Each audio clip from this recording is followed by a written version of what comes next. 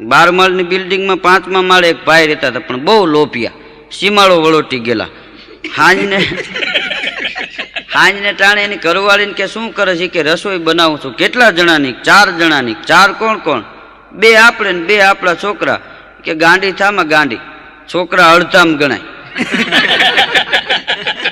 3 જણાનું જ બનાવજે, હું અગાસી ઉપર આંટો મારતો આવું. એટલું કહીને 5મા માળેથી નીકળીને છેલ્લા માળે ગયો.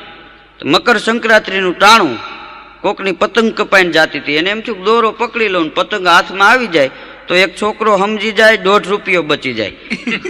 તો ઊંચું જોઈને દોરો પકડવા દોડ્યો, 12મા માળેથી છટકો. રસોડાની બારી પાસેથી નીકળ્યો, જાતા જાતા કે હવે મારું ન બનાવજો, કે તમારા પૂરતું કરજો. હા, હું તો હવે જાઉં છું. કે હા, કેટલો માણસના જીવનમાં લોભ હોય છે.